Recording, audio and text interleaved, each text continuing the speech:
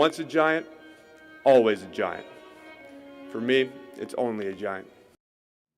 What's going on YouTube, Diggy546? I can't believe it. I cannot believe it. First off, as we wrap this game up, Dexter Lawrence has what I think 6 sacks. I just counted it out. The announcer said he had 7, but 6 sacks today in total for the season. He got his 6th sack of the season today. That is nuts, man. That's nuts. 6 sacks in 5 games from nose tackle. Dex is playing on a whole different level. Where do I start with this game? First off, before I start anything, let's just talk about this. Isaiah Simmons called game. Isaiah Simmons wrapped this game up for us. If Isaiah Simmons didn't do that, we would be in overtime right now, and this defense will be folding, and it will be falling apart, and we will be heated right now. So Isaiah Simmons, thank you, sir, for doing this because this game should have been won like 33 to like 10. This game should have been like a 33-10 kind of game. And for some reason, all of the things that needed to happen for things to go bad happened. We should have scored with Eric Gray. We should have scored there. I thought he crossed the plane. I thought he crossed it, but apparently he didn't.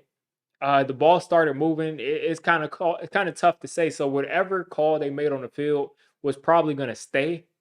So I can't be too angry at that call, but nonetheless, if you hold on to the ball better, guess what? They have, at the very worst, they have the ball at the 1 inch line. And you just do what you got to do on defense. So that whole 7 point swing didn't sit well with me. Um, then Daniel Jones comes out and proceeds to pretty much put on a clinic. Daniel Jones, let's read off the stats, folks. Let's read off the stats. And I'm not even finished talking about Daniel Jones after I read them off. Daniel Jones, 23 for 34. Again, we fell off in the fourth quarter. I'm not putting that on Daniel Jones because he had some drops. And Dable kind of goes crazy in the fourth quarter. Like he just calls a different game. Once he gets to the end of the game, he's got to stop that. So Daniel Jones essentially for the bulk of this game was completing well over 80% of his passes. 2 touchdowns today. A beautiful touchdown across the field to Darius Slayton downfield. Also, a beautiful pass. I've been asking for this for weeks. Can Daniel Jones hit somebody deep downfield? Can he hit somebody in stride on a go ball? Today, he hit Darius Slayton in stride. This is what we love to see. He did it. Like I said, 257, 2 touchdowns, threw the ball away when he needed to. All good stuff. And he had like 4 or 5 drops today. So great stuff from Daniel Jones. Tyrone Tracy. Tyrone Tracy took this game over. He got 18 carries, 129 yards, 7.2 average. He had some nice carries today.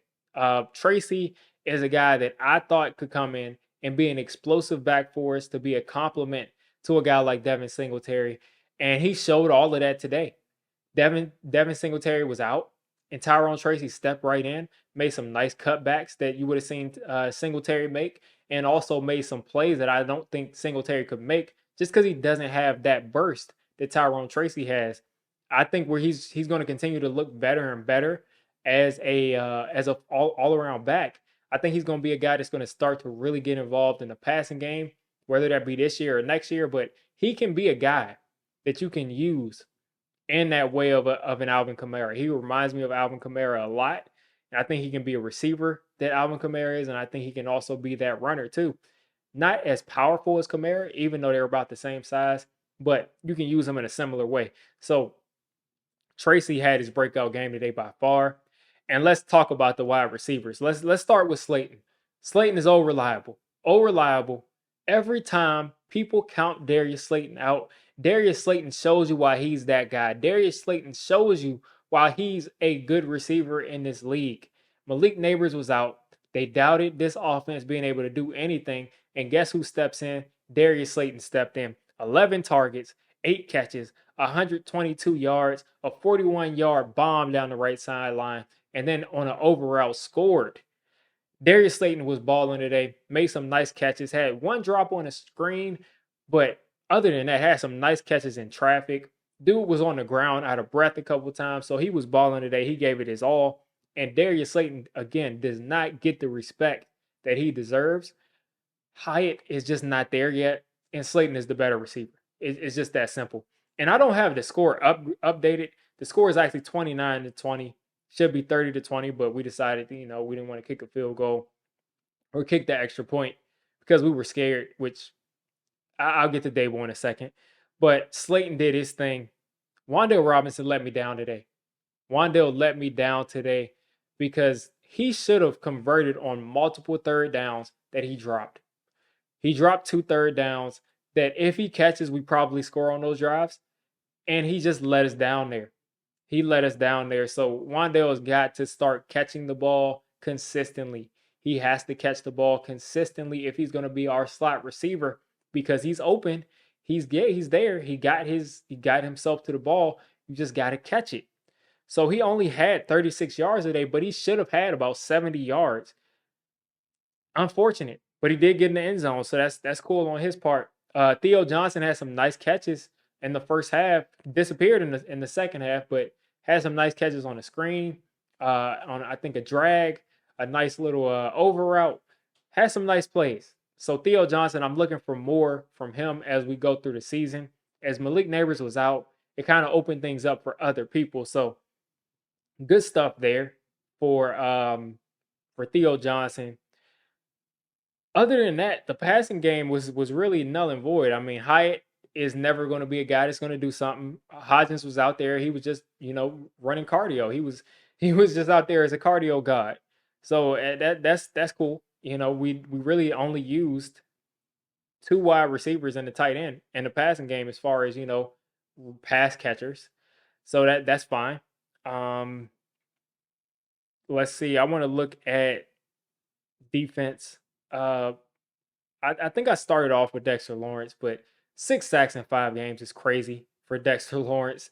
I think this dude may be, he's already the best nose tackle, but I think he may be entering that era of his career where he's going to start making plays on a consistent basis and it's going to show up on the stat sheet. So I think he's going to start being a guy who's over 10 sacks every year because he is going bonkers as far as the sack goes. Also, DJ Davidson, I've been calling him a security guard because he just looks like a security guard out there. He looks like a big dude that like you would expect to be a lot more effective, but he's just not as effective. But anyway, my man got a sack by just throwing Geno Smith down on the ground. Like Geno Smith, he couldn't write back because he was on the ground today. He got sacked like 6 or 7 times today. So I'm happy to see that. I can't stand to see Geno Smith succeed because he's my op. I mean, he came in for Eli. He talked trash about, and that's why Giants fans don't like you. Don't get it twisted, Geno. We don't hate you because you did your job. We don't hate you because you did your job and came in and played when they told you to. We don't like you because you went on Twitter and did that sneaky stuff to Eli Manning, who you probably wouldn't be the quarterback you were if you didn't get to sit behind Eli Manning. And you got on Twitter when Eli Manning was getting destroyed behind that offensive line, and you said, Ben McAdoo, y'all owe Ben McAdoo an apology. Really? You want to talk about Eli Manning? You want to talk about the guy that let you come in and break his streak? He let you do that. So let's not play the Geno Smith victim card. But looking at the rest of the defense, Burns had a couple of flash plays, but Geno was just getting the ball out. Thibodeau had a nice sack. He had a half sack, but he had some nice flash plays too. Deontay Banks, nice bounce back this week. Nice bounce back. They didn't play a ton of man, but when he was on DK Metcalf, he didn't really get abused much. I was expecting him to have to tackle DK. I was expecting him to throw a lot of short passes to DK and him have to tackle, but they didn't do that, which, hey, I love it. You don't want to make people have to worry about tackling that beast. I'm fine with that. Cordell Flott continues to kind of flash on the outside. He didn't really get beat much, and he has a couple pass breakups, or at least one every time I see him out there. So Flott keep improving. Adoree Jackson too looked nice on the outside. Only gave up 20 points, and 7 of them was because of that fumble from Eric Gray, which again arguably was or wasn't a fumble. Let's take a look at the full game stats. The Giants absolutely owned the time of possession game. 37 minutes of possession for the Giants and 22 for the Seahawks. We absolutely own them as far as time possession goes. 420 total yards for us, 333 for them. We beat them down like a drum, and a lot of the yards they got was because the Giants decided to go and prevent defense. Pretty much the entirety of the fourth quarter and prevent offense, to be honest with you. 7 sacks again for the Giants. We ran 71 plays. They ran 58. So we did our thing. We did our thing. Giants are 2-3. Could very well be 4-1. Could very well be 3-2. But we're now 2-3. We got a tough game against the Bengals, who just blew up I mean, they went ridiculous. They went nuclear today against the Ravens, and I don't think we're as good a defense as the Ravens. So that'll be interesting. Maybe we can win that game, maybe not, depending on which Bengals team shows up. But that's going to be a very, very tough matchup because they got 2 ones over there, and we don't have probably one number one corner. But I want to talk about the. I want to just wrap this up with Daniel Jones. Nice game today. Keep it going.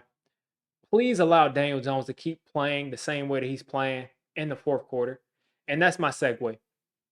Brian Dable, I was kind of disappointed with. I thought in the beginning they really went out there and called a great game. I thought Dable did a great job, but the adjustments, again, teams make adjustments. They take away those passes that they were giving up before, and we go away. We just don't adjust. And even when they don't make adjustments, we just start to play extremely conservatively when we have leads. I understand maybe Dable doesn't believe in Daniel Jones, maybe, but if he's playing well, let him continue to play well. Let him continue to fire away. Please let that happen, Dable. Um, Shane Bowen, I'm starting to get really frustrated with Shane Bowen. He is a guy that does some really great things with his defense. I think overall, on a gap basis, on a snap to snap basis, our defense is better stopping the run. I think they are better, but overall, the defense gets so conservative. Whenever someone has to go down the field against us, they do. Whenever they have to go down the field against us, they do, because we're always playing so far off of guys, and we're always playing so soft that Geno literally is looking forward, and he has 30, 40 yards of space behind the line of scrimmage. He has 30, 40 yards of space. So that has got to be cleaned up. It's got to be cleaned up. It has got to be fixed, because the only time this defense has looked dominant is against the Browns. And again, Deshaun Watson needs to be benched. He has completely lost it. He can't get his massages anymore, so he's not that guy. So we have got to start being more aggressive at the end of these games, because it has resulted in teams getting back into games and teams coming back and winning because we're playing too soft on defense. Now, as far as today's game, man, it was a roller coaster. We should have won this game a lot easier. Shout out to Isaiah Simmons for blocking that. Shout out to Bryce Ford Wheaton for getting his first NFL touchdown today. Love to see that for him. And I just think we just got to keep it going. We got to keep it going. I'm going to root for this team to win every week. Some people want us to lose because they want to take a quarterback. I do want to take a quarterback, but I don't want this team. I'm not rooting for this team to lose. If we can get this type of play out of Daniel Jones, as far as how he played the beginning and the first 3 quarters of this game, if we can get this kind of play, I'm fine.